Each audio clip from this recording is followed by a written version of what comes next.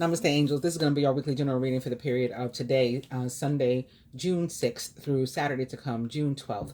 I did not do a general reading or a love reading last week. I do apologize. I fully intended to. I was fully otherwise capable of, but this Mercury retrograde season, and maybe because Saturn had also gone into retrograde by then, it has been a little bit intense. This would be Mercury, in terms of tech issues and stuff like that. So, of course, I put it. I had no choice but to put it off because of the tech issues. And then by the time I kept, okay, I'll do it now. I had family visiting from out of state with my dad's passing and stuff. In relation to my dad's passing, people were visiting. I was busy. I was celebrating and memorializing and reuniting with people and all kinds of stuff like that.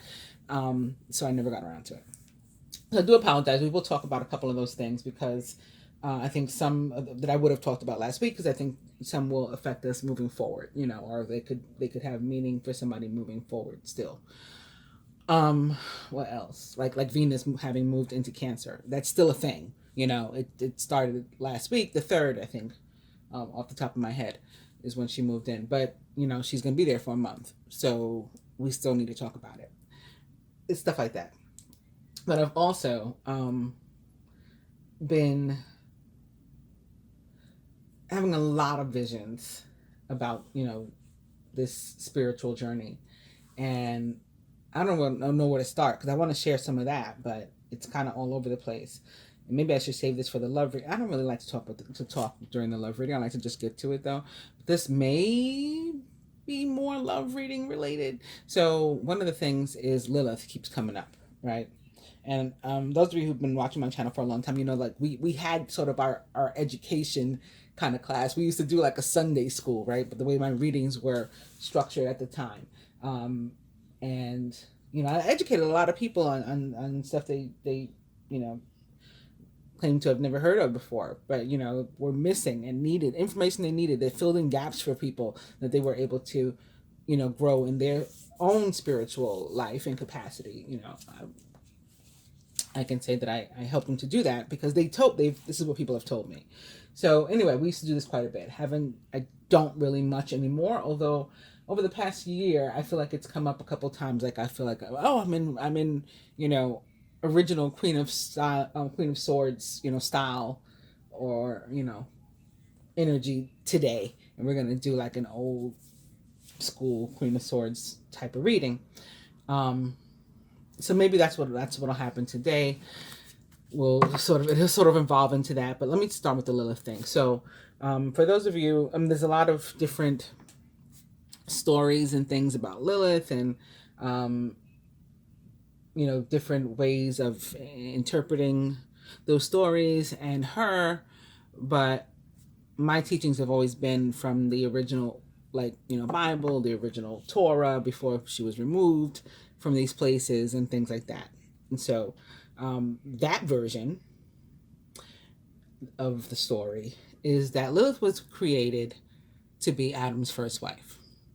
Adam and Lilith both were incarnated as human, but now, how many of us have come to understand that incarnated as human doesn't necessarily mean incapable of the supernatural, right? You could be a seraph, for example, incarnated as a human, and so you can do things that maybe other humans can't. In my feeling and understanding of it all is that we're all technically capable of, psychic abilities, awareness, knowledge.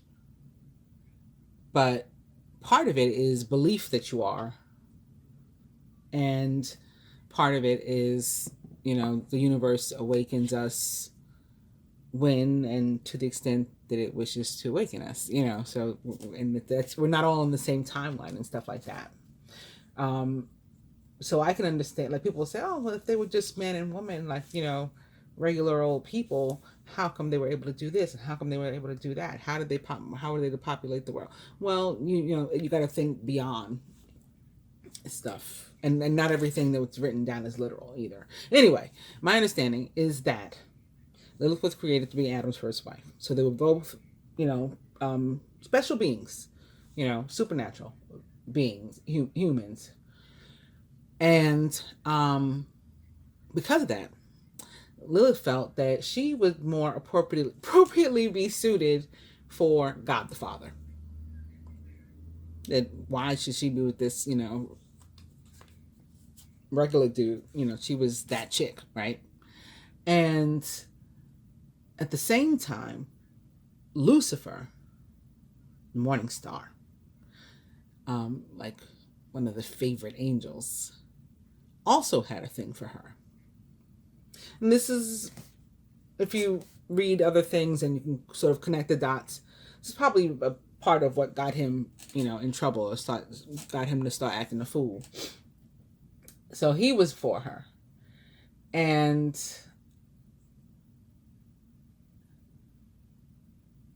so the two of them had their own, dark energy each, right, enough to go around. She got herself banished with trying to come onto the Father. And Lucifer, we know what became of him. So then came Eve, right? She was created. And she wasn't created the same way that Adam and Lilith had been. This was, more of a rush job.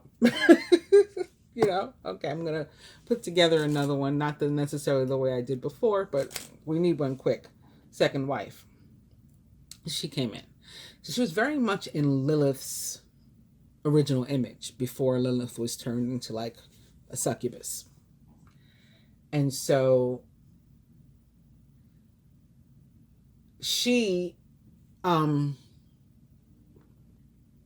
was therefore also attractive to the devil. So, to Lucifer. So Lucifer, when they say like the snake attracted her, I mean, it wasn't really a snake. In fact, I've gone on and on about how reptilians is the wrong word to use for dark beings. And if you look throughout history, going all the way back to like Samaria and ancient Egypt, and even in the Bible, even Jesus himself is described in the Torah. The Torah, it's not Jesus, it's, oh goodness, it's escaping me. But anyway, the equivalent of Jesus described in the Torah, or an equivalent of Jesus, not the equivalent, because they're still waiting for the Messiah in the Jewish tradition. But, like this highly respected prophet also described as snakes. And if you look in, like I said, ancient Egypt tradition, Sumerian tradition, you'll see those that we consider to be goddesses and gods of the light adorned in snakes, and sometimes using even like a reptilian heads. There's a god, is his name Tobek? I don't know why my memory is failing me right now. I'm usually pretty good with this stuff, even if it's not stuff I use all the time. It's like my memory is like a library card file reader, and I just pull stuff out. It's not working today. I think its name is Tobek. But anyway, he wore a crocodile head. So reptilians, yeah, are not the dark people. But that's a whole other thing. That's not what I was going to talk about. So the snake that attracted her, was really, it's a metaphor for what she was tempted. And basically she had sex with the devil. Because, he looked at her and was in love with her, and was able to trick her into sleeping with him, because she looked like Lilith. So we see similar stories, like I said, in ancient Egypt, where even Osiris himself was tricked into sleeping with Isis's sister, and we see that happening and a fallout happening with that. And this story is also similarly in Sumerian tradition, etc., etc. So I've been seeing a lot of visions about this sort of stuff, and I'm feeling that I don't know exactly how it will play out, not yet at least, but that there is something with the dynamic of the divine feminine versus the karmic feminine, and or the masculine in relation to the divine feminine versus the karmic feminine, happening now or very soon to happen. All right, so I said I was going to shuffle as I was talking, and I haven't done anything with these cards. We're beginning with the Two of Pentacles in reverse. This can be about having too much on your plate or feeling as if you do. And if you're having those feelings, you really should share them. You really should seek help to the extent that you're able to get help in any of the areas. Take something, lighten your load somehow. Take something off your plate because you don't want it to feel... You don't want it to be like to your detriment, right? And it could even cause a health problem or issue or something. Now we have also the Emperor in reverse. This too can be about like being unable to focus because you have like too much to go on. No, too much going on around you. It can also be about an older man, often dark haired or whatever. Maybe he's like rubbing you the wrong way this week. And the third thing would be my intuitive picking up. You could be without some sort of leader this week that maybe you're used to having. So maybe like your boss isn't around, or your father, some sort of authority that you look to, you don't have them. Or this could even be representative of yourself and like your own energy, maybe because you're feeling overwhelmed. It's like that true essence of you, that boss, that leader, whatever, is not there this week. It's kind of like not available unless something changes. Maybe a direct fire sign, particularly Aries or Scorpio also, that is involved here. And speaking of ancient Egypt and stuff, this looks kind of like an Ankh, and I never really paid it any mind. Yeah, it's causing anxiety, maybe even fear, combinations of both. Inability to sleep, insomnia is happening with people because they're just feeling like they have all this kind of stuff. Yeah, there's a need to lighten your load. Definitely ask for help. Something could have happened that brought all this on. Could have been a very sudden, unexpected event that brought all this on. This reason for you to have so much going on in your life right now. Doesn't mean it was a bad thing. Just means you have a lot going on in your life right now, and it was unexpected. Like you weren't expecting your boss to, not come in. You weren't expecting possibly your father or somebody, some sort of authority, to not be available, but they're not. And so now you have a bunch of stuff on your plate. Open to the Fool. What else do I want to tell you? Mercury retrograde, bringing those exes back, man. I'm telling you. I heard from 2 more guys that I dated in my lifetime. And this is not like... this is like guys I dated when I was like 19. Well, this is like this one. I was like 19 when we dated. I've mentioned him before because I said he contacts me every holiday. I make nicknames for everybody. So he's the Latin lover, like when I'm talking about him or whatever. He's from Colombia. And yeah, I heard from him and I heard from another one. And then I knew them when I was younger, I told them about my dad. They remembered him. So that gave them like an entree to continue talking to me. But yeah, so I don't know about you guys, but I've definitely been hearing from them. But whatever that was that we were dealing with, if we were dealing with not only something maybe sudden and unexpected, but painful, it could be like the passing of somebody. It doesn't have to be. It could be a breakup, could be some sort of separation from something or someone, like job loss or layoff or temporary, right? Separated from your income, from your work, or it could be separation from somebody, loved one in your life, whatever. But whatever we were dealing with that was painful or harmful. I think I also talked about surgery when I first saw this Three of Swords in reverse a couple of weeks ago, that I felt that somebody was recovering from surgery, maybe specifically heart surgery, or had a heart ailment. That may be why they passed away. If they passed away, something tied to the heart attack or high blood pressure or something like that, which is one which is one of the things I'm talking about when I say that this can be turned into a health condition. Of the Two of Pentacles in reverse, it can be lead to something like high blood pressure or whatever, because you're just feeling overwhelmed. Whatever the thing was, it's better, and you're better, and now's the time. Like this would be like where the hurt is really there, and now's the time where you're moving beyond whatever that was, and again, things are better for you. Behind it, we have also in reverse the Six of Cups. So it could be something involving your family, or a loved one, maybe specifically siblings, that was hurtful, sad, painful. I'll do one more. And we have Death here also in reverse.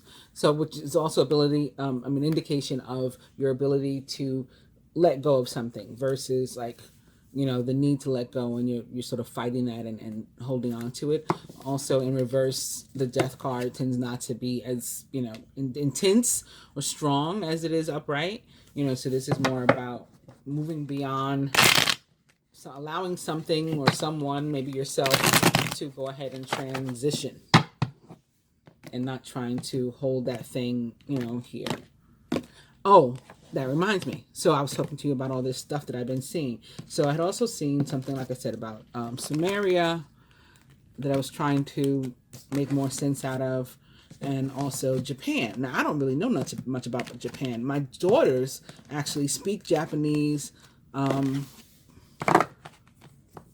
with a fair amount of fluency, not perfect, I'm sure, but like listen to Asian music, K-pop, and all this kind of stuff. Like they know about Japanese culture, and they plan to travel there, all this stuff, right? But I don't know much at all.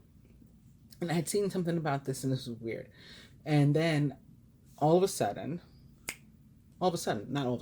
whatever, I was moved to watch a movie on Netflix, and it had 4 stars. I was like, okay, I'll go ahead and watch this.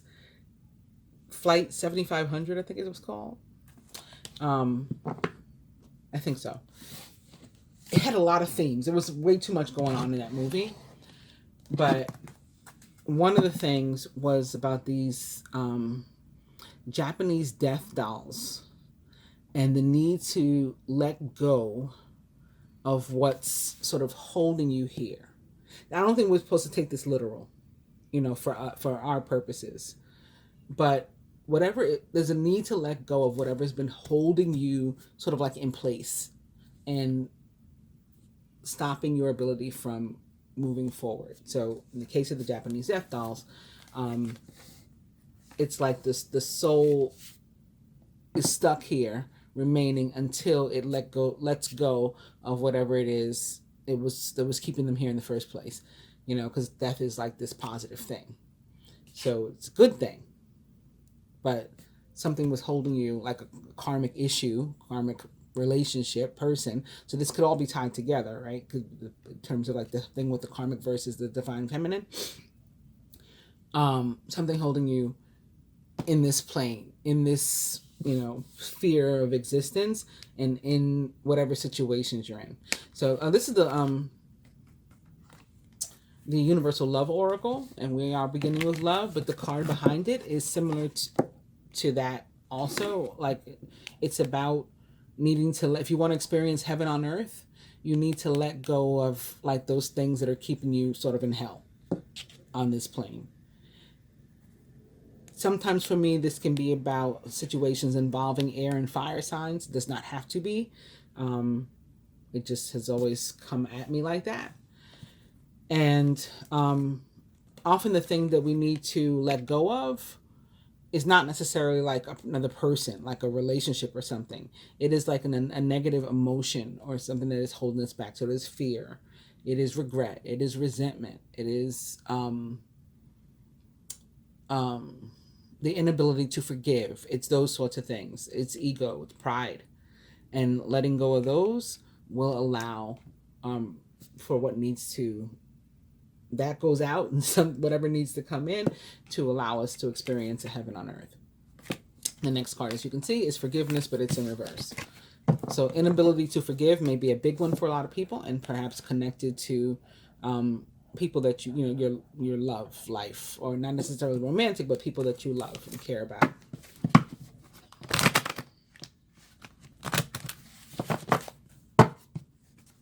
Including yourself. We have more air energy coming through with the mystic. This is like air, and gives air and water to me. Very well, we have the star here, right there, like precisely over this woman's third eye. So that's very Aquarian and air. But I also get like High Priestess from her.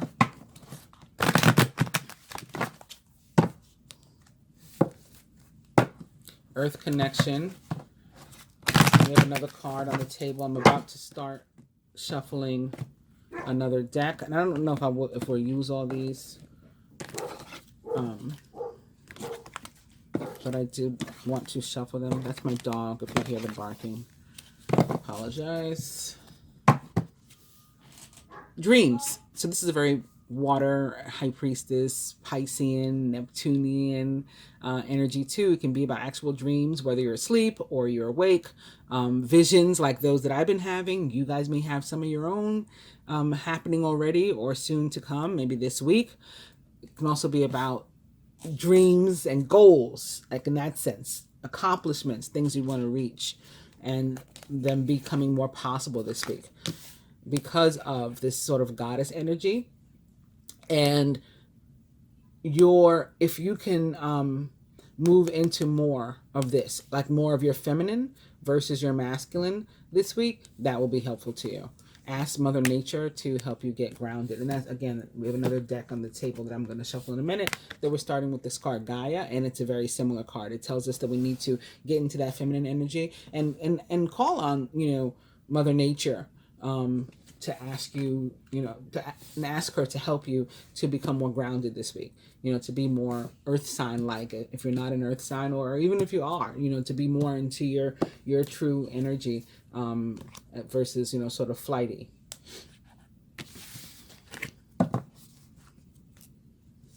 Oh, overall energy. I forgot. See? All right. So here's the Gaia one. Let me just start. We have Mother Mary, so that you're going to look to that mother energy this week and look to be more in your feminine element. The Beloved.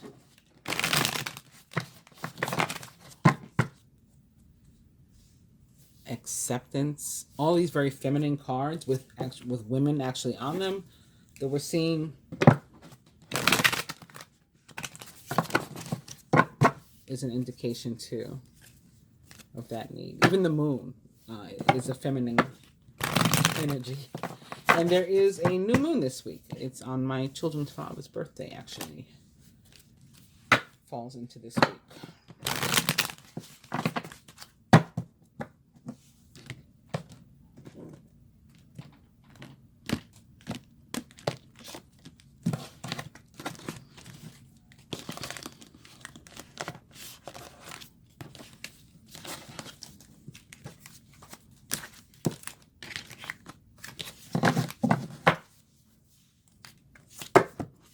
Co-creation. Maybe this is tied to Adam and Eve, or again, divine feminine versus and masculine, or karmic and masculine, or karmic and feminine, right? The devil and Eve, or Lilith and her lack of pursuit of Adam. She's more interested in, something else. Anyway, man holding a coin can be about a real man too. Maybe somebody that'll give you some advice. Could be some sort of healer also. Can be about you. It's sort of like a King of Pentacles type of vibe to this. Things going well. Finances improving. Especially if you are like following the guidance. This is very earth too. So there's a need to be grounded, to make sound decisions, to not, be flighty and just whimsically, making decisions with regard to money and material abundance, to do it in a more sound way. Walking away is usually about leaving something or someone, again, that was holding you back behind. And like, are you going to remain like gated in, fenced in, or are you going to be free?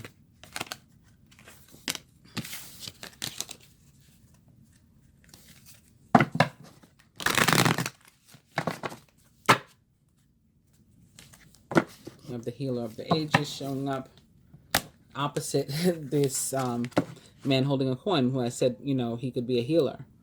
So this could be tied to Jesus. I mean, those of you who've been watching me for a long time, you know that I feel like he's an earth sign anyway, specifically Virgo. Either Leo or Virgo, or Leo Virgo.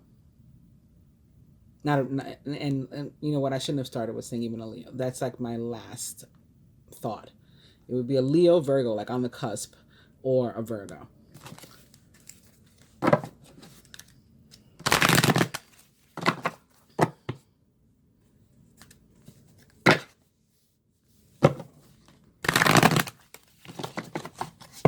Strategy. So again, this is about, sound planning, like an earth sign, not, just random.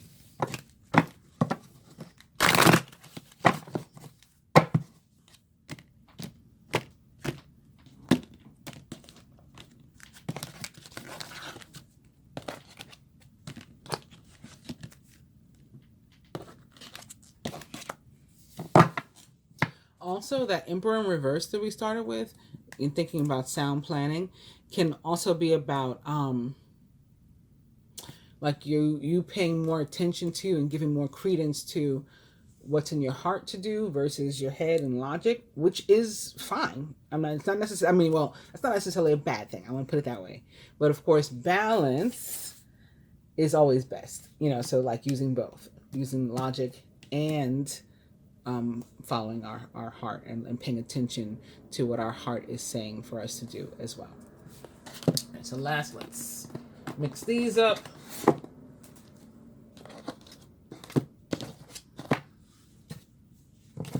We begin with the moon, which is pretty awesome, right? Because there is a new moon this week. It is on 6/10. 6/10, the year that, well, it's like 6/10 actually, or 7/7, the day and year that Muhammad was given the words of the Quran. That is, it's funny because we all have these birthdays that are significant in not only history, but like religious history, a spiritual history, and they sort of align with what we are. So like, or how we were raised and stuff too. So like my husband was raised Muslim. Again, those of you who watch my channel for a while, you know that my children's father is the grandson of the former owner, she's passed on now too, of Mosque Number 1 in Harlem, and was raised, largely Muslim. So it's interesting that his birthday falls on that day with Muhammad. Anyway, the moon.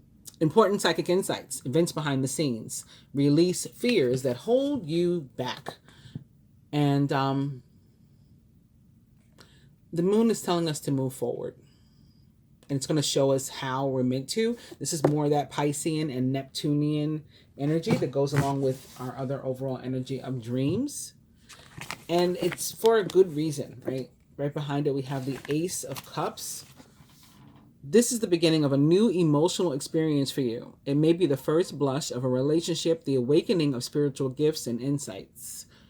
Or I skipped something. I need my glasses. It may be the first blush of romantic love, the rebirth of a current relationship, or the awakening of spiritual gifts and insights. Also, the Ace of Cups can be about like a new home.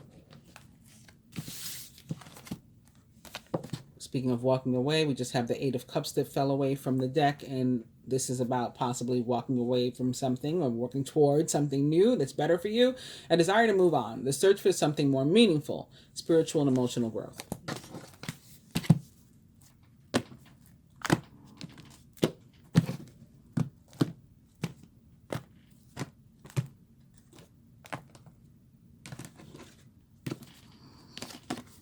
And now I'm thinking I really don't have to use all these cards for this reading because there is a new moon this week. So I already have an extra reading that I'm going to be doing this week. And this is going to be long enough by itself that I probably should use as few decks as possible. We'll see what we're guided to do in a second. Just getting these good and mixed up, throwing them in completely arbitrarily, totally random. What's our overall energy? It's the wheel. How awesome is that? The wheel. A time of positive change. The situation suddenly moves forward. Fortune is on your side. Yes, and I'm glad to see this because I talked about Saturn retrograde. I didn't really talk about it, but I talked about the fact that it started. Okay, so Saturn retrograde, I think, for the world, right, for everybody, is going to either lead you to a period of challenges or be one where things get better for you, your luck increases and all that kind of stuff. So that's why I'm really happy to see the Wheel of Fortune, because my feeling was, well, for most of us on this spiritual journey, like we've done the challenges to death, right? We did that already. And so the energy of the sign of Libra, for example, and I just talked about how balance is more important than anything. You know, I've been getting messages for a long time about also that God said he would even out the scales. You know, so that's why I brought up the Libra energy. He said he would even out the scales. So those of us have been going through all those challenges and things already. I think you're not headed toward a period of challenge. I think you're headed toward a period of increased luck and blessings. But, you know, we shall see. So anyway, and I also saw this in connection with, this is important too, in connection with, remember the horses? Those of you who watched me for a long time, I talked about the horses and I talked about the archer and something that I had seen. It was a vision a while ago, maybe like at least like a year ago. But I connected it to the energy of Sagittarius. We just had the Sagittarius full moon, and Sagittarius is the sign of the archer and is ruled by Jupiter, who brings us the luck. Long story short. So happy to see this. A time of positive change. A situation suddenly moves forward and fortune is on your side. And this aligns with the other cards we've been seeing, right? Death in reverse, the Three of Swords in reverse, like, you know, the Tower is a positive challenge. Something may have happened that may have been tragic, hurtful, sad, again, causes separation, anxiety, or whatever it is, but things getting better now. The wheel or Jupiter, both also connected to the energy of the fixed signs, Taurus, Leo, Aquarius, and Scorpio, in addition to Sagittarius, which it rules. Then we have the Page of Swords, who is logical, honest, impulsive, and curious, challenging information, delays or changes to plans, and truth delivered without tact. The Page of Swords is a Gemini, Libra, or Aquarius, or someone likened to those traits or attributes. Speaking of Libra and evening out the scales, also I talked about Venus, again, that she made a move this early last week, into Cancer, and so that is she also rules Libra, you know. And look, I just opened up the deck to throw the wheel in randomly. Look what I opened it up to. Another Three of Swords in reverse. So again, this pain, this sadness, this hurt, this separation, whatever it represents for you in your life, better. All right, already in reverse, like I showed you with the Rider-Waite deck. It's already an indication of things getting better. If you're moving beyond that, you know, times are different now. There's healing. There's, you know, if it was like a surgery, there's physical healing, there's emotional healing, there's spiritual healing, whatever the situation was. And now we have this additional confirmation. And then speaking of the archer and the sign of Sagittarius, we have also the Page of Fire here. Page of Fire, Page of Wands is outgoing, creative, confident, and mischievous. News of an exciting new endeavor. Use your originality and ingenuity to, be successful at it. And then we have more positive cards. Three of Cups, Ten of Swords, another indication that, difficult times are coming to an end. Wait a minute. What did I just do? I shuffled these already. That Wheel of Fortune was supposed to be and I opened right back to it. So I guess all of that was meant to happen. Let me put him back where he belongs. The page, where's the page? I don't know where the Page of Swords was. We lost the Page of Swords, and it's my fault.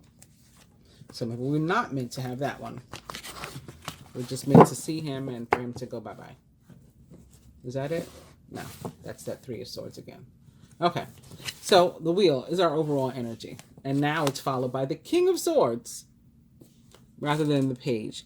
He is brilliant, impartial, professional, and diplomatic. Speak your mind with confidence. Seek out professional advice and balance mental and emotional consideration. So just like I was talking about before with the Emperor, in reverse, kind of meaning that our heart and our logic are not in balance. We're more leaning toward the heart, which isn't necessarily a bad thing, but balance is optimal. That's the best possible thing. King of Swords is a Gemini, Libra, Aquarius, or someone likened to those traits or attributes. He is, he says what he means what he says. And he's super diplomatic and fair and balanced in that way. He is followed by also the Two of Wands upright. You've come into your own. New partnerships or contracts continue to move forward. Two of Wands, the soulmate or twin flame card of the tarot, followed by the Ten of Cups. So I also got rid of the Ten of Swords. I'm remembering now. A contented and rewarding family life. Your emotional and material needs are met. You have trustworthy relationships. And boom, speaking of justice and the energy of Libra, here it is. Justice, fair and just decisions. Do what you know is right. Stand up for your beliefs. This card was in reverse though. So put these back. We're all set. And now we're really going to start. We're really going to start in terms of the cards. Some people consider me to have started as soon as I start. When I start talking about this stuff, and that's the stuff that they like to hear about. Like a lot of people miss that. Oh, you used to talk about all these things. I learned so much from you. And then there's people that are the opposite, that only want to see me do the cards. Like, why don't you shut up? Just show us the cards. Let's see your reading. Whatever. I will try to time stamp the reading for those who feel, either way.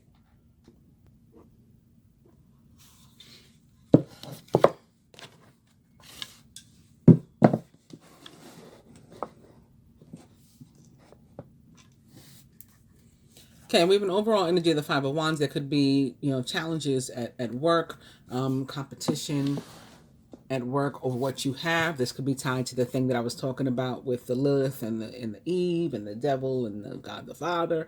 There was competition. Somebody wants your man, somebody wants your woman. I don't even like to really use those kind of terms because I feel like we shouldn't feel like we own people. I think that's part of the problem, is this need to own another human being. But then that's going into a whole other thing too. Obviously, these are things that I should probably be talking about again, but I will do them separate from now. Also, the Five of Wands for me is not only about conflict, but if it's not about work or, like that type of competition, then it is about friends and family. If it's not about oneself being conflicted, right? I am conflicted and this is how it's showing up. Then it's, often about work, competition, your relationships, again, like several suitors competing for one person or something like that. Or conflict specifically with friends, like close friends and or family versus like random people. So that's our overall energy. That's followed by the Nine of Swords in reverse. If there's somebody that maybe in your family, again, on your job, or that you thought was a close friend and not really, that you cannot trust, is what you may be feeling here with this Nine of Swords. And it's giving you sort of like agita, and it could involve a romantic relationship. We have Major Arcana card 6, the Lovers here, in terms of actual like love and relationship sector. The Lovers in reverse, similar to Death, is not as strong as if the Lovers was upright, but something nice should be happening in terms of your love life this week. Even for those who are single, maybe you move that much closer to being willing to putting yourself back out there this week. Possibly having healed from whatever that Three of Swords in reverse, the Three of Swords was, right, when it was upright, whatever it was, it's in reverse now. It's an indication of your healing. Maybe it was tied to your romantic life. You broke up with somebody, you divorced, whatever. And now you're finally feeling stronger and you can get back out there. And then we have another Wheel of Fortune. We have another Wheel of Fortune. So I'll stop there from the Rider-Waite deck. The card that will most directly represent us this week is the Chariot in reverse. Surrounding energy, close friends, family members, co-workers, maybe something going on down at the job. 10 of Swords. Could be somebody, that you don't trust, is an indication of what the Nine of Swords that's behind our Five of Wands indicates. Somebody that will or has betrayed you in your surroundings. And again, this could also be tied to what I was being shown about Lilith and Eve and God the Father and Lucifer. Work and finance. Very nice. 8 of Pentacles. That's a good card for work and finance. And love and relationship, we have the World in reverse. Physical health, we have the Four of Wands. And spiritual health, we have the Page of Pentacles in reverse. Can everybody see all of those? I think so. Maybe better if I do this. I think so. All right, so beginning with our overall energy of the Five of Wands. I think I spent like a good amount of time on it, but just to give you the textbook meaning of the card, traditional tarot. Again, it's typically about like competition, often in the career or work sector. So somebody could be looking for a job and maybe that's the competition. It doesn't have to be like a violent thing, although that the picture looks kind of violent.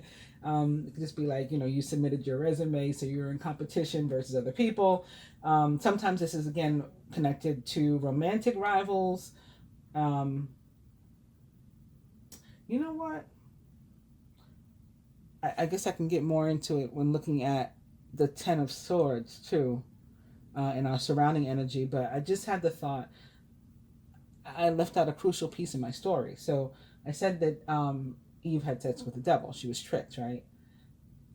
I also feel and have taught that she became pregnant. So enough of us have watched Maury. If you didn't already know from science, you may know from Maury at this point that you can be pregnant, a woman can be pregnant by 2 different men at the same time. Or I should say more than one man at the same time. If each male involved has fertilized an individual egg, right? And that's how you get twins and triplets and things that don't look like one another. And sometimes, in some cases, we've seen different races even. One child will be white and one child will be black, and so on and so forth. So, yeah, I feel like Eve got one son from Adam, right? This is one of the light, and one son from the devil that was dark.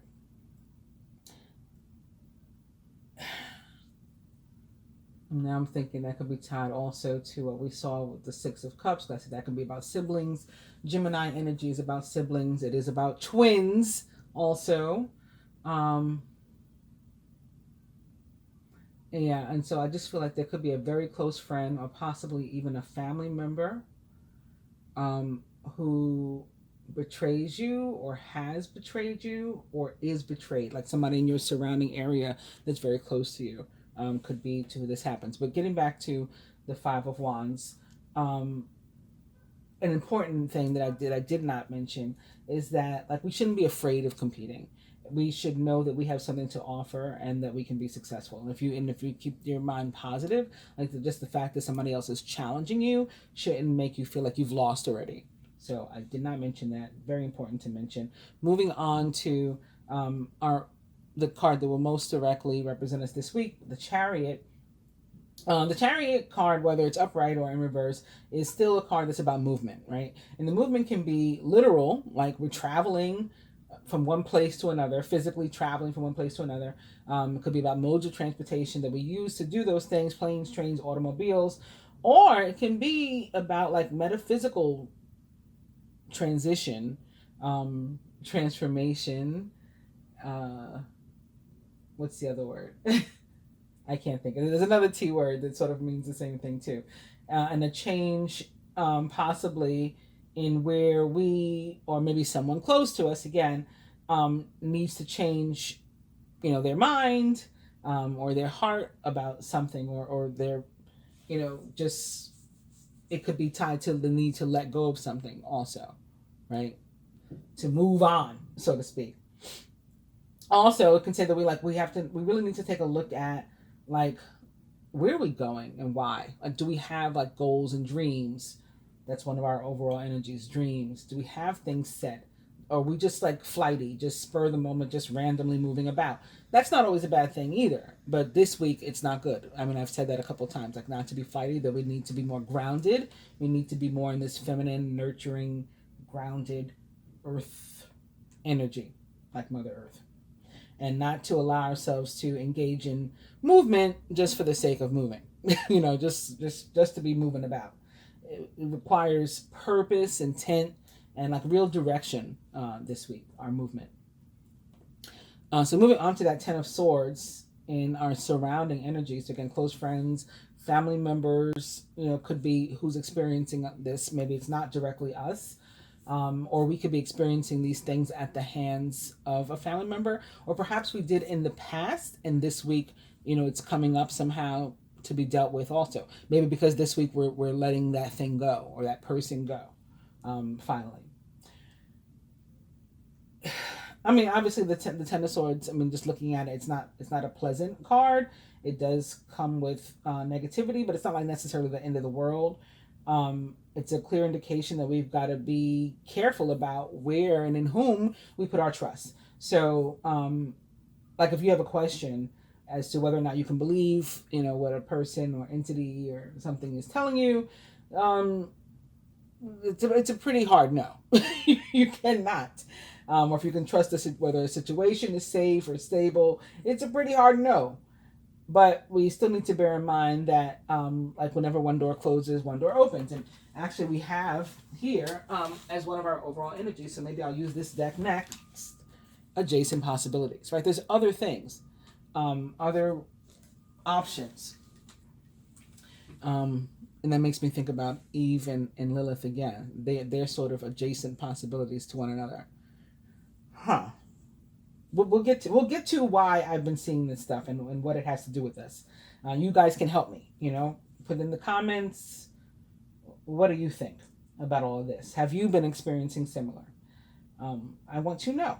So moving on to work and finance, we have, again, the Eight of Pentacles. And if you're seeking employment, this card can be an indication that, you'll be hired in a new position that really is really demanding of you, and really tests your skills. So it's going to require you to have faith in yourself. Like, as I said, the 10 of this position here, this card could have something to do with something going down at the job, or your coworkers. And again, our overall energy is about competition and feeling like we're good enough and we have something to offer. So all of these come into play right now with this work and finance. If you are in fact seeking a job, if you're currently working, maybe the reason that we saw in the beginning that you had too much on your plate is because it's going on at your job. It's not maybe in your personal life or your family life, but it's at work, like you being saddled with far more responsibility and tasks that can possibly be accomplished like in the week or the time that's set, or at least accomplished well. And remember, one of the things that I said about the emperor is that it could be like your boss, like maybe for some reason they're not there, so you get their work dumped on you. That can be what's happening here now with this Eight of Pentacles. And again, it tells us, like, don't hesitate to request assistance from somebody. But maybe it has to be supervisors or another manager or a coworker that's allowed to help you or something. Because a person can only do but so much, right? And then within a certain amount of time. In terms of finances specifically, not necessarily tied to your work, this can tell us that we may receive some sort of financial assistance that we've been waiting on or hoping for, but that we're guided to be careful in how, so again, it's about being grounded. Be careful in how we spend these resources. Do not squander these resources. Be very cautious and think long term about like how to use them, how to save them, maybe how to invest them or something, because this is not a time to gamble. And the money coming to you now is very likely coming to you as a result of work, whether yours or somebody else's.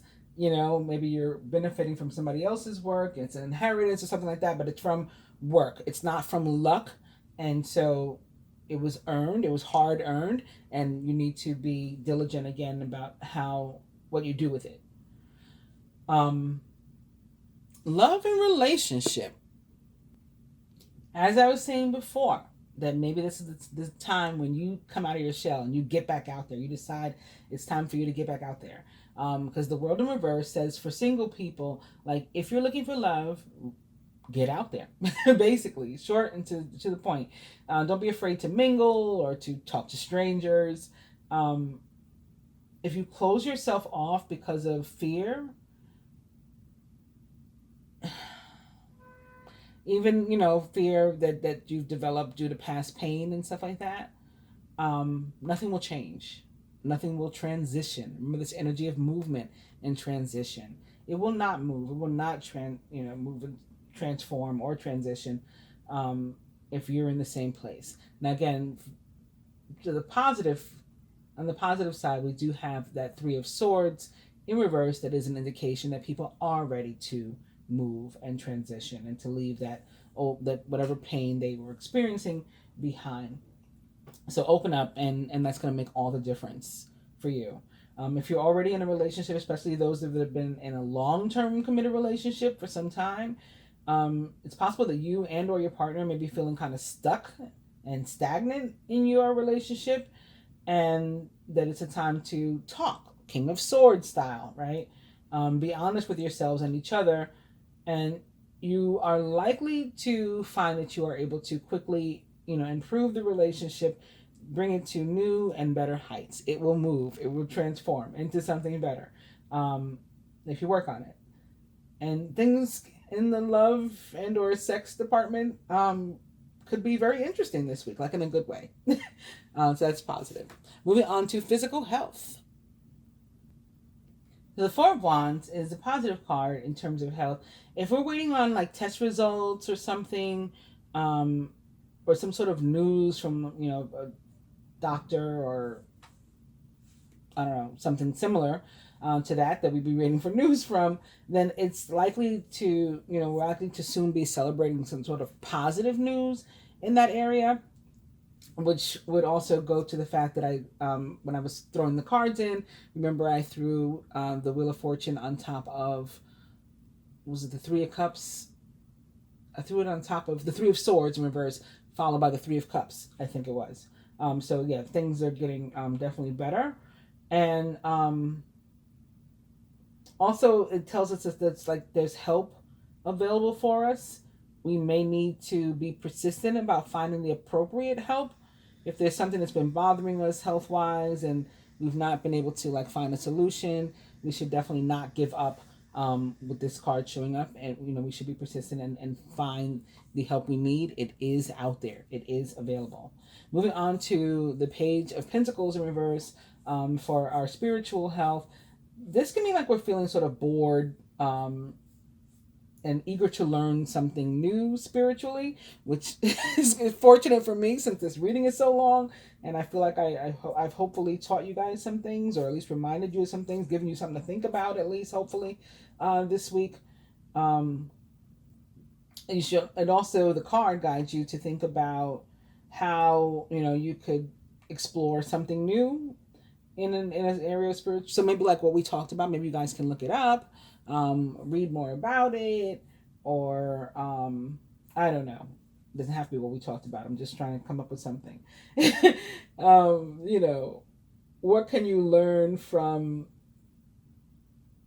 history, or even like modern day people and situations that seem to, like, people that seem to have it together spiritually, and then like trying new things that maybe they do, reading books that you wouldn't normally read, or something like that. It's a guidance to like sort of shake yourself up, right? If you're bored, to get yourself on board. And since it's the Page of Pentacles, it could possibly involve a Taurus, Virgo, or Capricorn for one thing, whether that's you or somehow someone else that's involved in your boredom. Maybe a parent that had you learning, some sort of spiritual or religious practice, and you're over that and you want to explore new things. Maybe that's the scenario. Also, it can be tied to, again, our need to be more grounded this week and to seek Mother Nature out, and ask for her help. So I think I'm going to next use the deck that we ended up with the overall energy of adjacent possibilities. And this is actually my energy deck. So I'll just go through and add cards to these where we already have cards. So the card that will be our focus this week, and from this perspective, is Daughter Romance. Maybe movement. Maybe this is about movement in our relationships, or again, our ability to seek out relationships. If we've been single, maybe we've experienced some betrayal in the past, some hurt, and we're ready to move on from that. Surrounding energy, Angel of Balance. Angel of Balance. So in dealing with these things, like we've been talking about, not just and making decisions and all that kind of stuff, not just our heart and leaning on our heart, but also our thinking mind as well, and trying to find balance between the two of those, calling maybe on an Angel of Balance or the Angel of Balance for support and help in that area. Or Mother Nature, again. Venus, we could do, seeking out those feminine energies. The moon, people are into different things, but those are, again, Venus is the ruler of the sign of Libra. The moon is a deeply, deeply feminine energy that can support you. Mother Nature, we know, Gaia. You can ask for support and being grounded. That can help us decide better, or to weigh both sides better. As can the energy of like a King of Swords. So maybe that's Mercury, maybe that's Venus too. Being, in terms of being diplomatic and looking at both sides, considering our heart and our heads, that sort of thing. Moving on to work and finance, I'm adding the 6th chakra, Archangel Metatron. It actually came up in reverse. I just flipped it over. So maybe it's meant to be in reverse. And that's going to give us a different message, perhaps. I'm going to put it back how it was. And then love and relationship, we have the Thinking Man, also in reverse. Physical health, joining the 4 of Wands, we have 5th chakra, Archangel Gabriel. That's the throat chakra. So again, you got to speak up for yourself maybe, or you're going to hear news, positive news this week with regard to your physical health. Yes. The messenger is going to share something good with you. And then last but not least, again, our spiritual health, we have, joining the Page of Pentacles, the 7th chakra, Archangel Uriel, in reverse. That's the crown. And I just got kind of frozen for a second because I was thinking about Mercury, sort of ruler of that area, and the thinking mind, and Mercury is both the ruler of Gemini and Virgo. So maybe that's why that page of Pentacles is showing up there. In terms of our overall energy, again, joining the Five of Wands, we have adjacent possibilities. And I think that they could be definitely talking about the same thing, right? About competition. But here's two choices. We don't have, or actually there's several choices, a whole bunch of doors here. We don't have to, there can be competition. I just saw something else interesting too. So in the book of Enoch, or Metatron, right? Enoch was a human being like us. He was incarnated as human. He is said to have ascended directly into heaven, similar to Jesus, and not to have just died a physical death here. And when he did, to have been turned into Archangel Metatron. So again, getting him back into the old Bibles and the original Bibles and Torah. So there's Metatron, or Enoch, right? In the book of Enoch, or Metatron, 4 angels are mentioned. Holy angels are mentioned together. God, what book is that?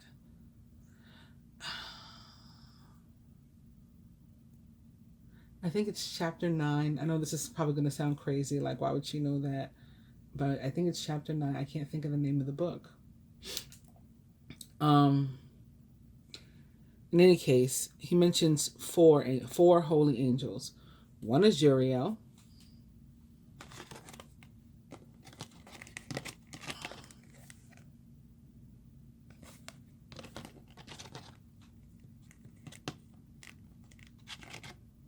One is Gabriel.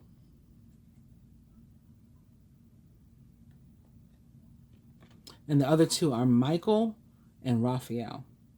So if we see them too, it'll be even more interesting. But I was already like, hey, wait a minute. Enoch, or Metatron, Uriel, Gabriel, something else they're trying to tell me. Oh, maybe this is part of it. Uriel is also, first of all, Uriel's name means God's light, or the light of God. And I've always, because he's always given these warnings, right, throughout the scriptures, he's been known for these warnings. I've viewed him sort of like a beacon, like he's shining a light on something, and then he's pointing it out to you, and he's warning you.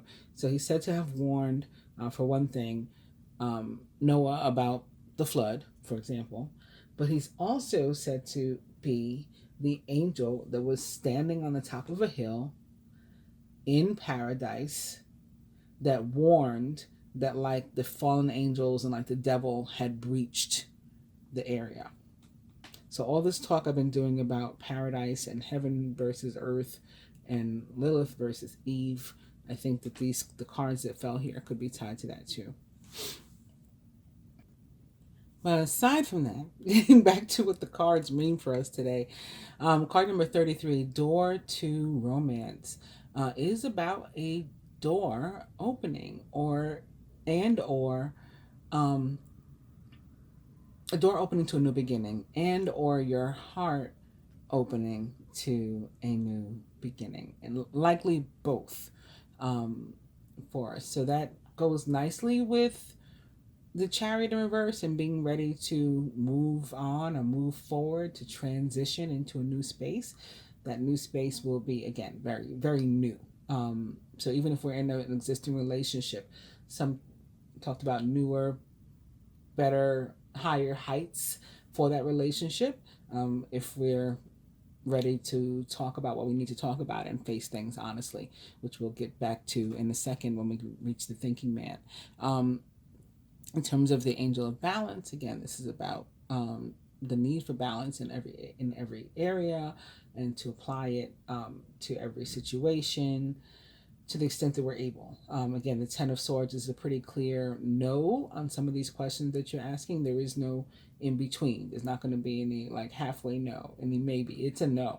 It's a hard no in terms of Can you trust something, or someone or something?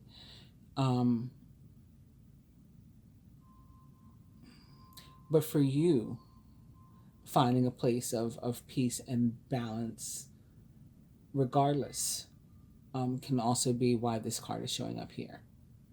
Moving on to Archangel Metatron, card number 40, the 6th chakra, which is the third eye chakra. This card in reverse tells us that we need to get clear. So again, the Eight of Pentacles was saying we may have like too much going on if we have an existing job. And we're confused. We're overwhelmed. And Archangel Metatron agrees, and he says we need to get clear. And we need to ask somebody for help if we have to. But we've got like a bunch of mental sort of chaos and energy, and that could be Mercury, that's causing that, and the retrograde and stuff, or maybe helped out a bit by Saturn also, and its retrograde. And it's just time to like break out of whatever is causing us to feel that way. So if it's a lack of time, or lack of understanding, wherever we need the support, we are guided to seek it. Moving on to the Thinking Man, also in reverse, there is there could be somebody around us, and maybe male, that we can't necessarily trust. That's one meaning of the card. Well, not necessarily that we can't trust them, that they're not acting in our best interests. They could be acting in their own best interests, and this could be somebody with whom we are involved. And maybe that's what we need to talk about. You've been doing all this, claiming it's for me, or claiming it's for us, and it's really for you. But we need balance there. We need some equity and some reciprocity and some equality in this relationship. That may be what needs to be talked about. Also, the card can be about your own path and sort of not heeding a calling. Maybe you're guided to do something. And our love lives are affected by other things in our life too, like where we live and where we work and how much we work and all that kind of stuff too. So that may be it. That may be what we need to talk about. It can also be that it's about specific positions, types of work that it's guiding us to do, something we may be, destined for, possibly some sort of healer or psychic even, but maybe something more analytical, maybe, or maybe something like a teacher even, a writer, somebody that would require that sort of that thinking mind. And our souls may long to do this kind of work too, whether just in our personal life or in a professional capacity. And there's something, the card is showing us to tell us that there's something that we need to break through. It's time to break through. It's time to move. Again, the Chariot is still the card that's guiding us, or that most directly represents us this week. It's time to move, in this direction now. And so since this is Daughter Romance too, I'm thinking that the movement may be most tied of all the areas in our life to our love and relationship sector this weekend, or this week rather. So that makes sense to me too. Hope it does for you as well. Moving on to the 5th chakra and Archangel Gabriel. Again, that's a throat chakra. And this card can be about our own needs to communicate. Can even indicate that like something's coming up where we'll, a job, a project, an event where we'll need to communicate. Maybe we're going to be like some sort of public speaker. We're going to be the MC, the announcer. I don't know, something's happening there. Or a time of like heightened communication with spirit. So again, maybe getting into, even if it's in our own personal life, something having to do with being psychic, telepathy, maybe with other people too, through spirit. We could have had trouble like expressing ourselves in the past, or maybe our emotions, or both. in the past, and then Gabriel shows up here to tell us that our soul really wants to like take this leap now and move into a place of where we can, open up. Our heart is open, the door is open, um, to a new beginning for us in that area, like to being able to convey these things. Also, as I mentioned, we are the Four of Wands, which is behind Gabriel in terms of physical health, is about getting good news, with a health situation that you had. And so, since Gabriel is the messenger, I think that he is showing up to reaffirm that too. And lastly, we have our spiritual health and the seventh chakra and Archangel Uriel. This again is the crown chakra. And in reverse, it can mean that there's some sort of block to our intuition and or to the like assistance, the spiritual the help that we would receive from the spiritual world. So, I mean, I guess it's not and or, it's and or, well, yeah, it is and or, because it's not necessarily happening to everybody, but it's a possibility that if your intuition is blocked, then you're having trouble speaking to, your ancestors, the angels, however, you speak through spirit, dead people. You're having difficulty doing that right now, if you're able to do it.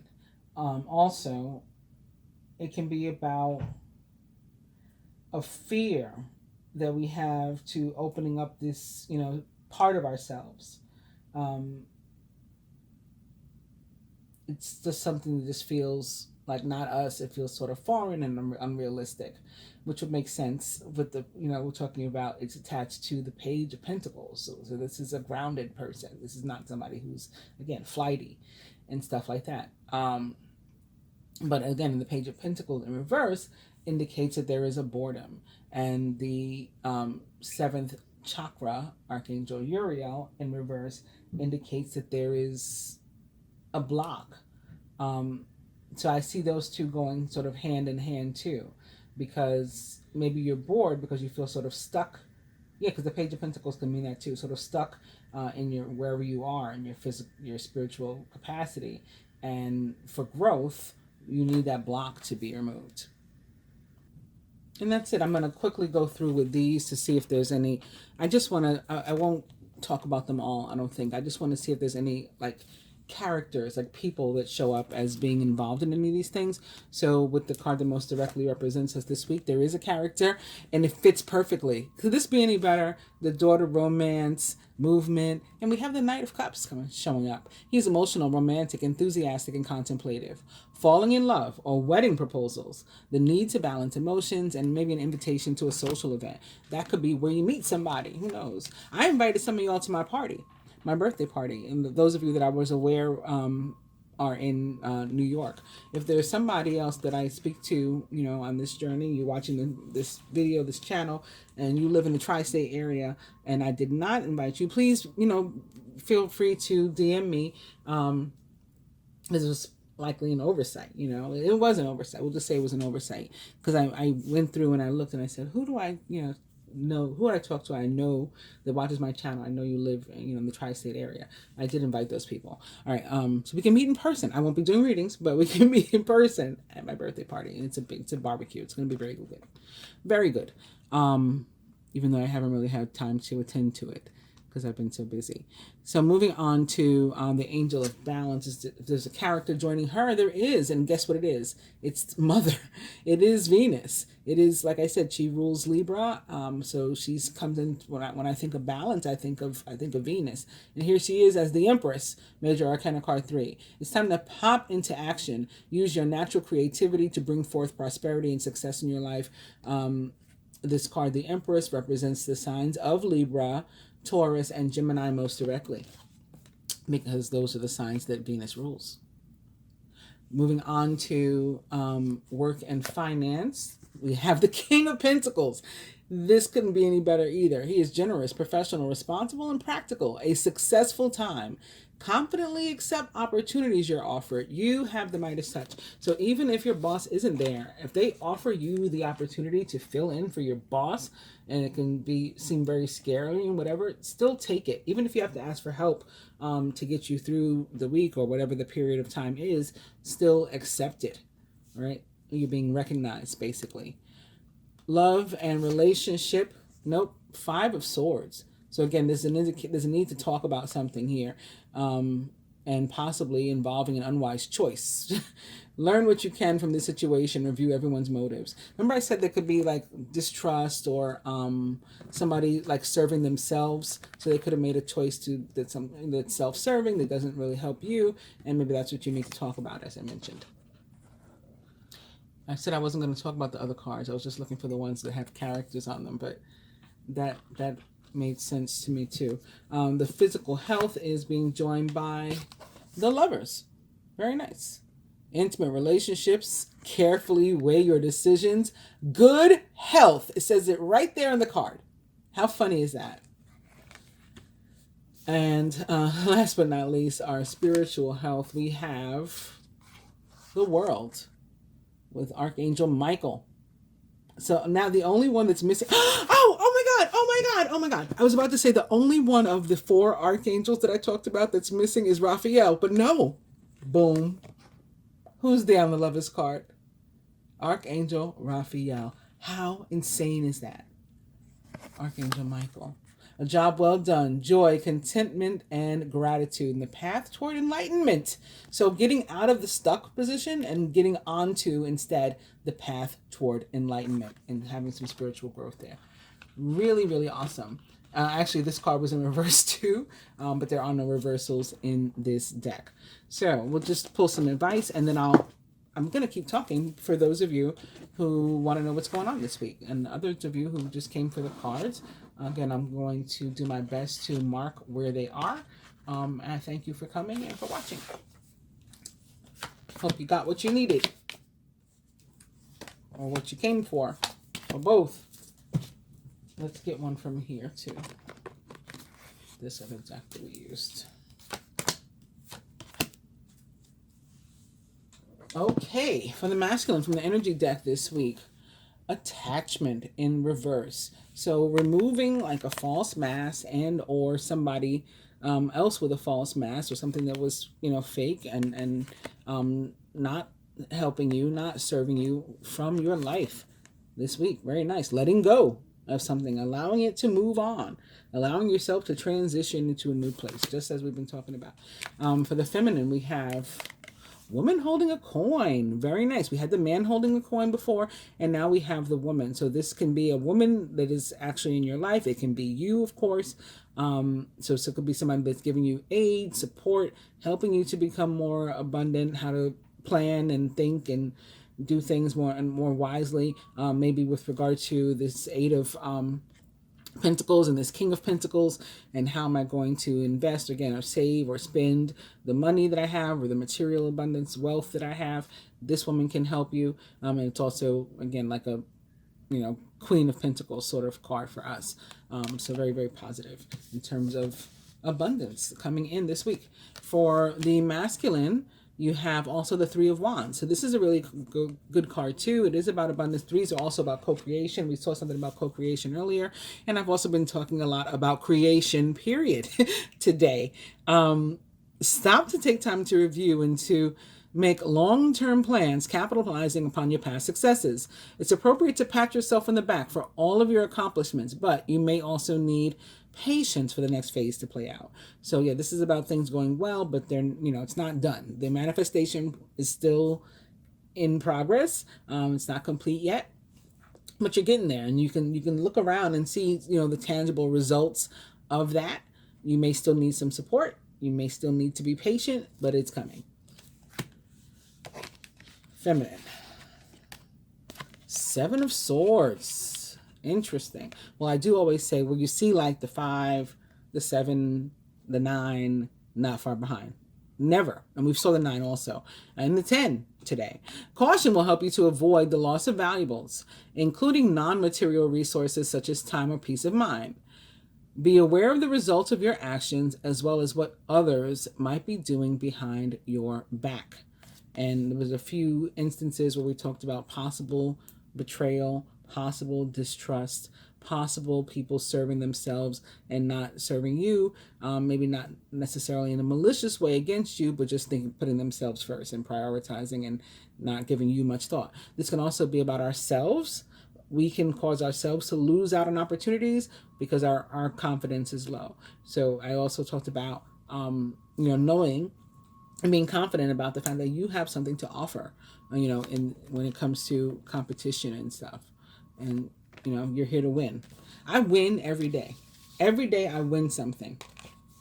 Sometimes I point it out. I put it on Facebook. But every day I win. So every day there's a success. And I'm sure the same is true for you. You don't necessarily acknowledge it. Not all of us acknowledge all the positive, especially if something, God forbid, negative happens in a day too. Then we forget all about all the positive stuff. It's important to remember it. Two of Swords, being unable or unwilling to make a decision, a stalemate, and pretending there is no problem. This is like, if I don't open my mail, I won't have to pay my bills. And we know that's not true. Usually we know what we have to do. We're just afraid to do it because we don't want to piss somebody else off. We don't want to turn somebody else off. It often has to do with relationships. So it could be tied to your daughter romance and all of that. Like somebody that you want to be with, and maybe you're afraid to approach them. You've been afraid to approach them, or people around you say, him, her, whatever. And so you haven't done it. Sometimes those are our family members. And so we feel sort of pressure from our mother or father to date who they want us to date and all that kind of stuff. And this is telling you to go for it. Also, that movie 7500, I don't think I finished telling you the story about that either. I've been jumping all over today, but that was one of the themes also. I remember I said it had many, many different themes at once, which was kind of problematic, but it is what it is. That's the way the movie was. But one of them was like, life is super short. People die and having not done what they wanted to do. And then, like, for what? Like, if you're trying to live a certain way, the straight and narrow, right? And by society's norms and what society says it's appropriate and right for you. So you're avoiding what you really want, which is what the Two of Swords is about. And you're trying to do that. If you drop dead right now, is anybody going to care about that? Is anybody going to bring that up? Well, you know what? At least they're dead. Young person, prime of their life, and they're dead now. But at least they, went to church every Sunday. At least they didn't curse. At least they only dated one person at a time. Those are not the kind of things. And that's not what you want to be remembered for anyway, even if that was to happen. It's just that death is just the finality of your ability to live your life to the fullest every day. So the way to do that is by doing what it is you want to do in your heart, your soul, your mind. As long as it's legal, as I like to say, because unfortunately that is something that we can't avoid on this plane unless you're really, really good at that manifestation. And you can, get away whatever you get away with. Anyway, I don't want to help people with that, with doing things that maybe they shouldn't be doing. I hope you guys have enjoyed the reading. I am going to go on, for those who want to stick around even longer, to talk about what's going on this week. I'm picking up my laptop. Did you just hear that noise? I'm turning it on. If the volume's up, it will also go ding or something like that. What's going on? It's not even coming on. Mercury retrograde. Okay, here it goes. See, there's the thing. On the Christian calendar this week, June. What in the world? What am I looking at? Wait a minute. Oh, yeah, sorry. June 11th, we have two events. The first is the Feast of Saint Barnabas the Apostle. And then we have the Sacred Heart of Jesus, followed by the 12th, the last day for which this reading is, the Feast of the Immaculate Heart of Mary. So we'll talk about both of those. St. Barnabas, the story is coming from www.franciscanmedia.org. Barnabas was a Jew of Cyprus, and he comes as close to anyone outside of the 12 to being a full-fledged apostle. He was closely associated with St. Paul and introduced Paul to Peter and the other apostles. He also served as a kind of mediator between the former persecutor and the still suspicious Jewish Christians. Maybe a mediator between people like this. When a Christian community developed at Antioch, Barnabas was sent as the official representative of the Church of Jerusalem to incorporate them into the fold. He and Paul instructed in Antioch for a year, after which they took relief contributions to Jerusalem. Later, Paul and Barnabas, now clearly seen as charismatic leaders, were sent by Antioch officials to preach to the Gentiles. Enormous success crowned their efforts. After a miracle at Lystra, the people wanted to offer sacrifice to them as gods, Barnabas being Zeus and Paul Hermes. But the two said, quote, "We are of the same nature as you, human beings. We proclaim to you good news that you should turn from these idols to the living God," end quote. This is in Acts 14:8-18. But all was not peaceful. They were expelled from one town that they had to go to Jerusalem to clear up the ever reoccurring controversy about circumcision. And even the best of friends can have differences. When Paul wanted to revisit the places they had evangelized, Barnabas wanted to take along his cousin, John Mark, author of the gospel. But Paul insisted that since Mark had deserted them once, he was not fit to take along now. The disagreement that followed was so sharp that Barnabas and Paul separated, Barnabas taking Mark to Cyprus and Paul taking Silas to Syria. Later they were reconciled, Paul, Barnabas, and Mark. When Paul stood up to Peter for not eating with Gentiles for fear of his Jewish friends, right, worried about what somebody else is going to say, you don't do what you really want to do. So he was worried about what his Jewish friends were going to say, so he didn't want to eat with Gentiles. We learned that, quote, "Even Barnabas was carried away by their hypocrisy," end quote. And this is in Galatians 2:1-13. Barnabas is spoken of simply as one who dedicated his life to the Lord. He was a man, quote, "filled with the Holy Spirit and faith. Thereby large numbers were added to the Lord," end quote. Even when he and Paul were expelled from Antioch in Pisidia, modern-day Turkey, they were, quote, "filled with joy and the Holy Spirit," end quote. They still won. They were still winning. Like I said, I win something every day, even when something is not so positive. There's always positive stuff. They did the same thing. The next feast day is the Immaculate Heart of Mary. And for that, I've just gone to Wikipedia. So it's Immaculate Heart of Mary on wikipedia.org. In its principal object, this feast is identical with the feast of the Inner Life of Mary, which is celebrated by supplicants on October 19th. October 19th is something else too. I can't think of it right now. I know my friend Frank's birthday, but it was something else, like another holy day. Like I was saying, how my ex-husband his birthday is 6/10 and mine is 6/13. It's a feast day too. It's Our Lady of Fatima, and it's the big one where all the townspeople came out to see if the miracle was true that the kids told them about in May. And then we talked about, did we talk about August 22nd? I don't know. I feel like we talked about it. I don't know in what capacity we would have talked about it. But anyway, August 22nd is my son's birthday, and that's the feast day of the Queenship of Mary, and so on and so on. We all have one of these days that's important.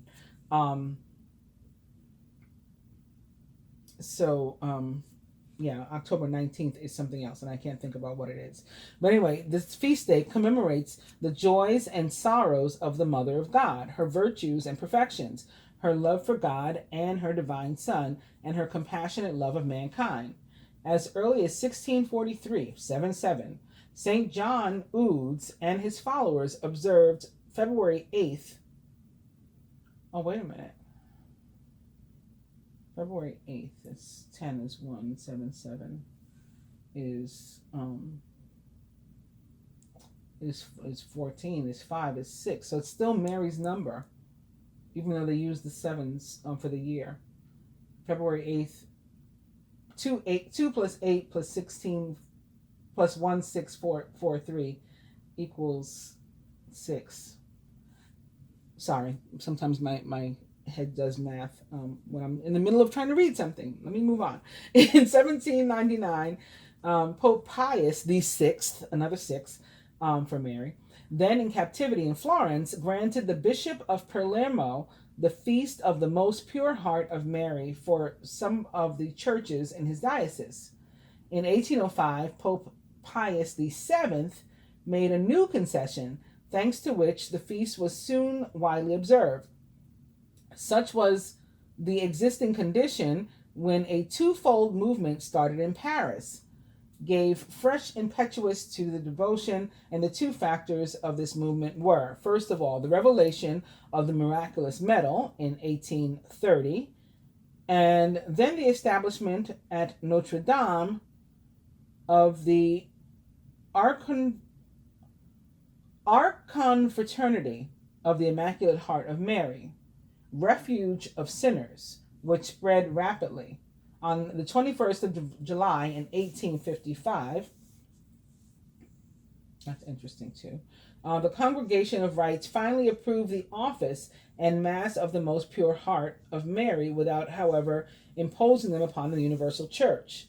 Pope Pius VII instituted the Feast of the Immaculate Heart of Mary in 1944 to be celebrated on August 22nd. Wait a minute. I just said August 22nd is the feast day of the Queenship of Mary. Wait, let me read on. Okay, because I'm confused. Anyway, coinciding with the traditional octave of the Assumption. In 1969, or maybe it was moved, Pope Paul VI, moved the celebration of the Immaculate Heart of Mary to the Saturday immediately after the Solemnity of the Sacred Heart of Jesus, which I forgot to read to you. That happened last week. I got to go over that too. This means in practice that it is now held on the third Saturday after the Pentecost. At the same time as he closely associated the celebrations of the Immaculate Heart of Mary and the Sacred Heart of Jesus, Pope Paul VI moved the celebration of the Queenship of Mary from the 31st of May to the 22nd of August, bringing it into association with the Feast of her Assumption.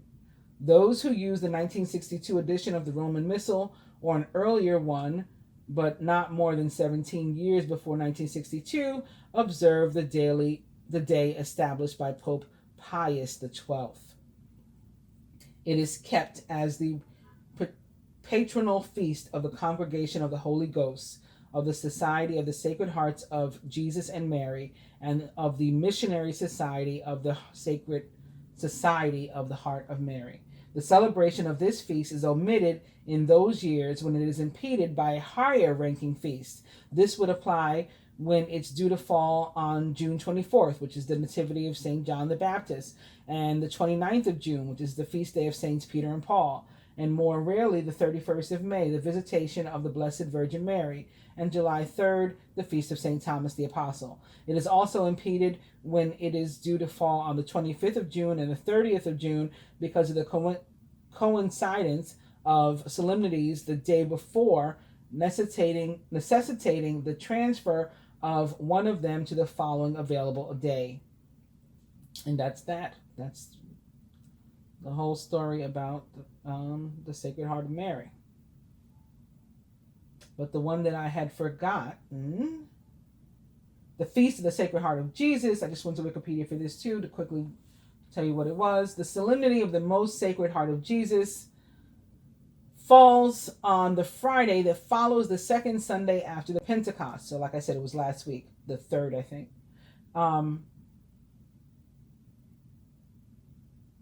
The earliest possible date is May 29th, as occurred in 1818, and will occur again in the year 2285.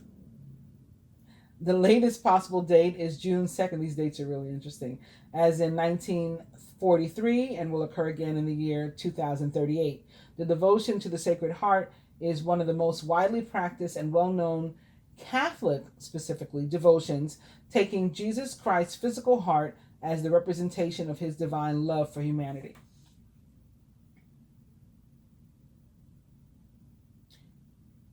So we did the Christian feast days. I'm sorry, June 3rd was the Feast of Corpus Christi. The Sacred Heart of Jesus is this month, the 12th. Oh, goodness, what's going on with me?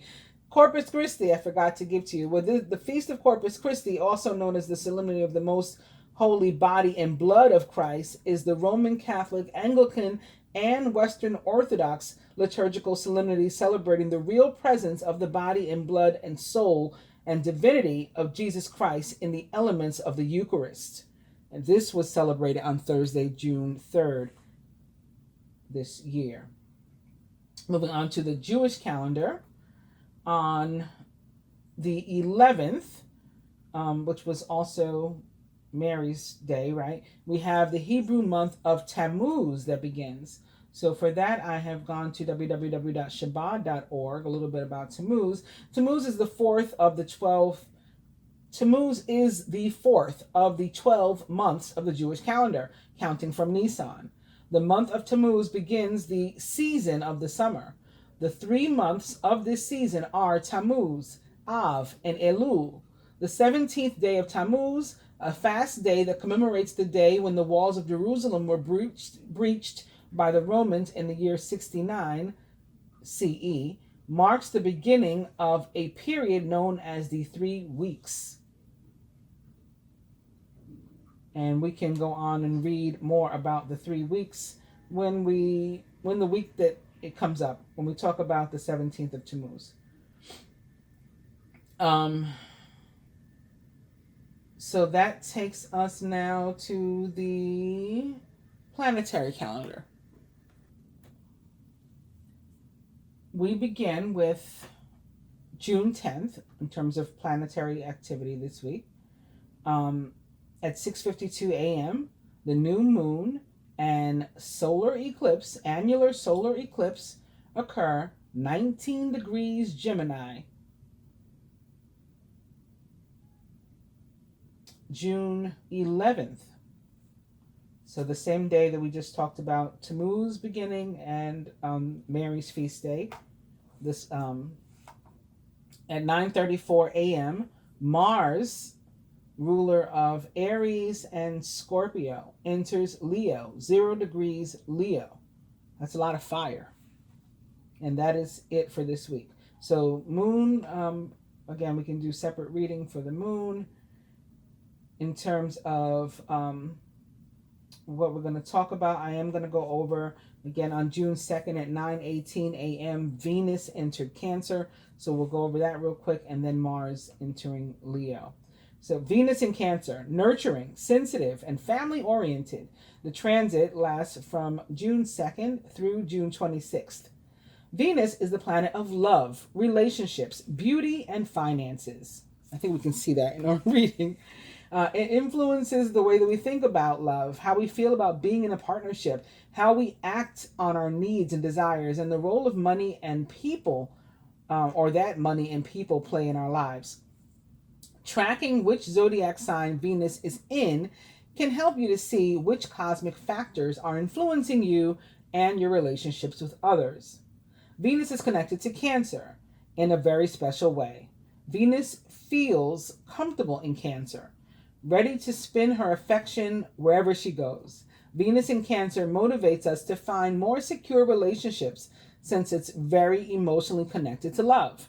No meaningless love affairs here. Home and family matters are also important to this cosmic pair. Venus is the planet of sensitivity and affection, while Cancer is the most nurturing zodiac sign. Because Cancer is ruled by the moon, right? When these two get together, it creates the potential for greater intimacy and the chance to build up our romantic relationships. We'll want to stay at home and to bond, cuddle, and talk about our feelings. If your love life has been stalled, or if you've been dating a commitment phobe, like somebody that's afraid to make it official, things may start looking up during this time, and we've seen evidence of that in our reading. The urge to care for others, even mother them, will be stronger while Venus is in Cancer. Family and feeling connected to your roots will become more important and more fulfilling during this time, and nesting will provide a great deal of pleasure now. And you may decide to decorate your room in your house or to purchase new furniture or decor. Your home will be your sanctuary, and you'll want to do what you can to ensure that it is a safe space for you. If you're in the market to buy or sell, Venus, the planet of money, in Cancer, related to real estate, may be a good time to act. Don't be surprised if you feel a bit moody and emotionally delicate when Venus is in Cancer, especially when it comes to your friendships and romantic relationships. This transit can leave us feeling more sensitive than usual, opening us up to the possibility of being wounded emotionally. Cancer's self-protective nature is to withdraw and to hide when this happens. So be mindful of that possibility.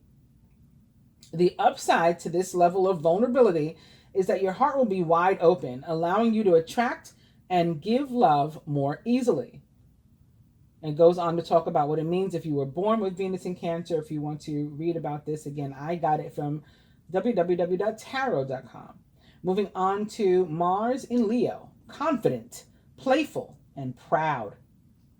The transit is from July 11th from June 11th through July 29th. The heat turns up when Mars enters fun and fiery Leo. Mars is the planet of motivation and action, and while he moves through the sign of expression and enjoyment, our personalities surge and we seek pleasure in all that we do. Leo is a take charge sign who follows its heart and takes an active role in everything. We aren't willing to sit and watch the world go by while Mars is in Leo. We want to play a role, be active, and express our feelings in the most colorful ways. When Mars is in Leo, the sign, the lion, knows that life without enjoyment is no life at all. Amen. Didn't I just say something like that? I said, what did I say? About life and missing out, right? Is this a card that I never turned over for the feminine? Oh my goodness, it is. The Queen of Cups, tenderhearted, empathetic, patient, and loving. Relationships develop to a new level, as we've seen. Trust your intuition, care for yourself and others. And talking about Cancer and the energy of maybe wanting to nurture and mother somebody, that's definitely the Queen of Cups. She is, in fact, a Cancer, Scorpio, or Pisces in many cases, or someone likened to those traits or attributes. All work and no play makes us all dull. I say that all the time too. So when Mars moves through this fun-loving sign, we're encouraged to not just recognize the positive moments, but to actually make time for more happiness, excitement, and play. Mars in Leo is also a time to follow your heart. Leo rules the heart, and his enthusiastic passion is rewarded during this transit. Adopting the lion's confidence and courage helps us to pursue whatever it is that sets our souls on fire.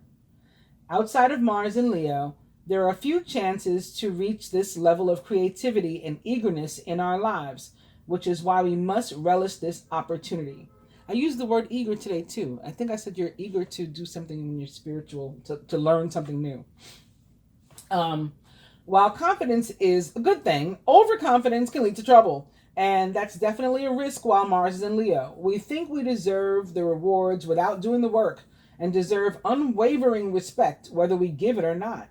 That can be what's going on in your love life, right? The person can be focused more on their self. What was I? Leo is a stellar performer, but acting the part isn't enough. If you want to be admired, you must be admirable. If you want to be a leader, you must lead. If you want to be respected, you must be respectable. Enthusiasm is contagious while Mars is in Leo, but so is drama. We crave more attention during this transit, and When we don't get it, we feel offended because Leo is the sign of expression. We won't sit idly by. We need to roar to show how we feel. We could lead to one or two explosive, or which could lead rather to one or two explosive situations. The best lesson to learn while Mars moves through Leo is that the ego can be both a beautiful and a disastrous thing. We feel proud when our egos are fed, but offended when they're hurt or ignored. This transit offers you a chance to reflect on what ego means to you and to balance the role it plays in your life.